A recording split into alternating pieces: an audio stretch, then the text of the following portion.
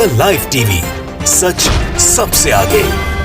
दोस्तों, मैं अब्बास हफीज हूं। इजराइल और फिलिस्तीन के मामले में 3 ऐसे डेवलपमेंट्स हुए हैं जिन्होंने इजराइल को फिर से हिला के रख दिया है। इजराइल की बौखलाहट बढ़ा दी है और इजराइल की बौखलाहट बढ़ती ही जा रही है, क्योंकि ये तीनों घटनाक्रम इजराइल के खिलाफ हैं, जिससे इजराइल बहुत ज्यादा परेशान हो रहा है। पहली चीज तो इजराइल में ही हुई है, दूसरी यूनाइटेड नेशंस में हो रही है और तीसरी यूनाइटेड स्टेट्स के पार्लियामेंट में हो रही है। आप भी सुनेंगे तो हैरान रह जाएंगे और आपको भी समझ में आएगा कि मैं क्यों कह रहा हूं कि इससे इजराइल हिल रहा है। पहली चीज तो आप जान लीजिए कि ईरान ने एक ड्रोन भेजा था इजराइल में, जिसको इजराइल ने देखा है और इजराइल के अंदर उससे परेशानियां बढ़ गई हैं कि ईरान का ड्रोन इतिहास में पहली बार इजराइल में क्या कर रहा था। इससे बहुत कुछ वहां चर्चा का विषय बना हुआ है। उनकी सुरक्षा, जो उनका रक्षा वो है पूरा का पूरा सिस्टम, उसके अंदर एक बहुत सारे उस पर सवाल खड़े करे जा रहे हैं। मैं आपको इस वीडियो के अंदर आखिरी के अंदर बताऊंगा ईरान का पूरा मामला कि क्या है, ईरान का ड्रोन वहां क्या कर रहा था और उससे क्या क्या हुआ और आगे क्या संकट खड़ा है।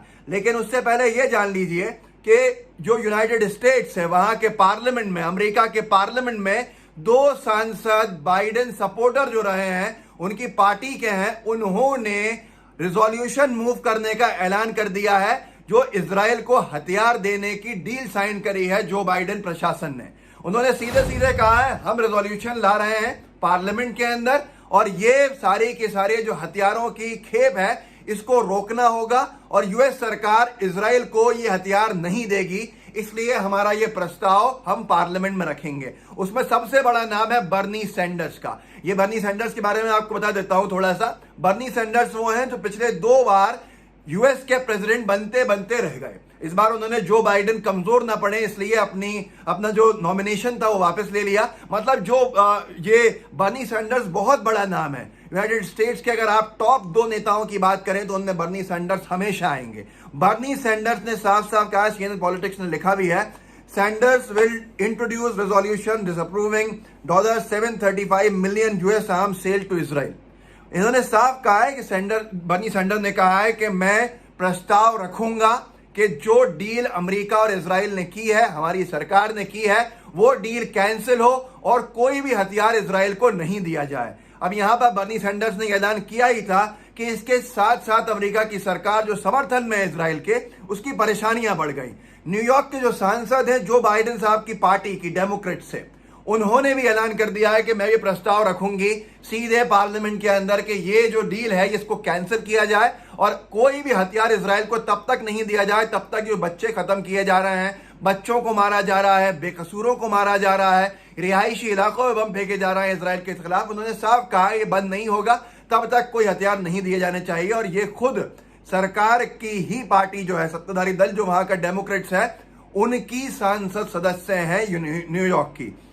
डेली न्यूज ने खबर भी छापी है और इनके नाम से छापा है कि वो बाइडेन एडमिनिस्ट्रेशन जो है, जो बाइडेन प्रशासन है, जो उसने डील करी है हथियारों की इजराइल से, उसको रोकने के लिए अपना प्रस्ताव रखेंगी पार्लियामेंट में। महिला है, इनका नाम है एलेक्जेंड्रिया ओकेजियो-कॉर्टेज।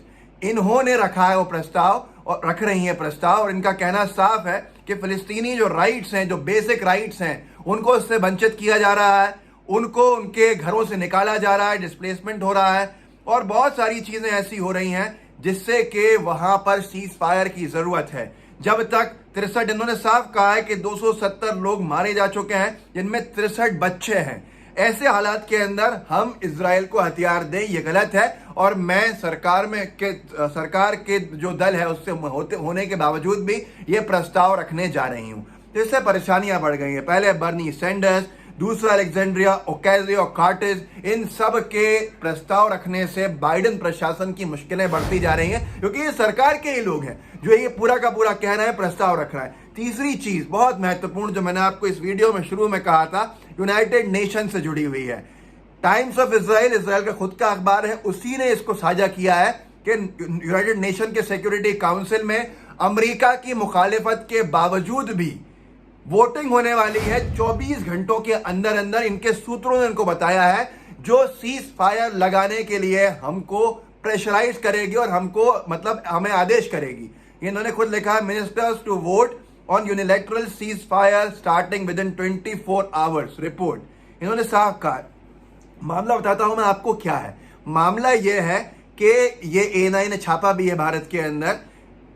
यूएस ने साफ साफ मना कर दिया कि कोई सीज फायर की बात यूएस नहीं कर रहा, मतलब यूएस अमन की बात नहीं कर रहा वहां पर। तो यूनाइटेड स्टेट्स का सबसे बड़ा समर्थन था, लेकिन इजिप्ट ने और जॉर्डन ने तैयार किया फ्रांस को। इमैनुअल मैक्रोन ने इसके अंदर सहमति जताई और उन्होंने लीड किया कि हम यूनाइटेड नेशन के अंदर, क्योंकि ये भी अमेरिका की बराबर की ताकत रखते हैं, जो 5 सदस्य यूनाइटेड नेशन का सिक्योरिटी काउंसिल है उसमें, तो इसको फ्रांस, जॉर्डन और मिस्र के, इजिप्ट के साथ लीड कर रहा है फ्रांस। और ये कह रहा है कि हम प्रस्ताव लेकर आएंगे सीज फायर का, भले ही अमेरिका कुछ भी कर ले, लेकिन हम सीज फायर लगवा के रहेंगे। ये बात कही है मिस्र के, इजिप्ट के और जॉर्डन के कहने पे फ्रांस ने। तो इन सारी चीजों से बड़ी मुश्किलें बढ़ गई हैं। यूनाइटेड नेशन के अंदर वोटिंग होना, उसके साथ साथ इसके खिलाफ जाना, वो वोटिंग जो मंशा है इसराइल की, बेंजामिन नेतन्याहू की जो मंशा है कि सीज फायर नहीं हो यहाँ पर, मतलब अमन शांति ना हो और हम कत्लो गारत करते रहें, तो उसके खिलाफ जाती है। दूसरी चीज आपने खुद देख ली, यूनाइटेड स्टेट्स के पार्लियामेंट में सबसे महत्वपूर्ण लोगों के जरिए यह प्रस्ताव लाया जाना कि जो अमेरिका इजराइल को हथियार भेजने वाला है उस पर रोक लगा दो। हथियार नहीं जाएंगे तो बहुत सारी परेशानियां बढ़ जाएंगी और युद्ध जो है उसमें इजराइल कमजोर भी होगा और सीज फायर के ऊपर तैयार भी होगा। और तीसरी जो मैंने आपको सबसे पहले बोला भी था मैंने कि मैं आपको बताऊंगा कि क्या मामला है ईरान के ड्रोन का। ईरान का पहली बार इतिहास में ड्रोन पाया गया इजराइल के अंदर। अब इजराइल के लोगों का कहना है कि ये जासूसी कर रहे थे, और मैंने कुछ दिन पहले ही आपके साथ साझा किया था कि ईरान ने ऐलान किया है कि हम नई रणनीति पर काम करेंगे जिससे इजराइल को सबक सिखाया जाए। तो हो सकता है ये उस रणनीति का हिस्सा भी हो, क्योंकि खुद ही इजराइल के लोगों ने भी ये छापा है और कॉन्फ्लिक्ट न्यूज ने ये लिखा है कि ईरान का ट्विटर पे अपने ईरान ने अपना एक आर्म्ड ड्रोन, हथियार से लेस ड्रोन जो है वो इजराइल के अंदर भेजा है, सीरिया की तरफ से या इराक की तरफ से, जिसको इजराइल की जो फौज थी उसने रोक दिया है। अब ये कहना है इजराइल के प्रधानमंत्री का आज, और ये बात वो कर रहा है 18 मई की, 2 दिन पहले की, कि हमने 2 दिन पहले रोका था। तो इजराइल के अंदर बहुत से लोगों को समझ में नहीं आ रहा है कि और क्या क्या है। अभी इजराइल जो देख नहीं पाया है, या कोई जासूसी थी या कोई हमले का था, या सिर्फ, और ईरान ने एक वार्निंग दिया है कि हम इस तरह से तुम्हारे देश में ड्रोन भेज सकते हैं और हमला कर सकते हैं, मत करो। लेबनान ने हमला कर ही दिया है। ये सारी की सारी चीजें उन लोगों के लिए बहुत महत्वपूर्ण है जो इसको देख के कहेंगे कि ये तो गलत है। तो उनको पहले कहना चाहिए कि जो इजराइल कर रहा है उसको रोकने के लिए, गलत को सही करने के लिए ये कदम उठाए जा रहे हैं। 63 बच्चों का मारा जाना क्या आपके लिए सही है? जो इजराइल ने फिलिस्तीन के मारे हैं, ये आज मारे हैं। इससे पहले कई सालों से इजराइल फिलिस्तीन के बच्चों को टारगेट करता रहा है ताकि उनकी भविष्य की जो नस्ल है वो खत्म हो जाए। ये दुखद भी है और ये बहुत अफसोस की चीज भी है। तो ये सारे के सारे जो डेवलपमेंट्स हैं ये बताइए लोगों को, तीनों के तीनों यूनाइटेड नेशंस में क्या होने वाला है अगले 24 घंटे के अंदर, और इजिप्ट का और जॉर्डन का फ्रांस को तैयार करके, और वैसे भी टर्की ने जो तैयार किया है वो रशिया को तैयार किया है। इस वक्त 4 चाइना पहले ही कह चुका है। तो 4 जो सदस्य हैं वो तो सीधे सीधे दिख रहे हैं परमानेंट मेंबर्स इजराइल के खिलाफ, और इजराइल के समर्थन में एक अमेरिका। अभी तक अमेरिका वीटो पावर्स यूज करता था और दूसरे लोग नहीं करते थे, लेकिन इस बार अगर सबने अपने वीटो पावर्स यूज कर दिए तो हंगामा खड़ा हो जाएगा और इजराइल की मुश्किलें बढ़ जाएंगी।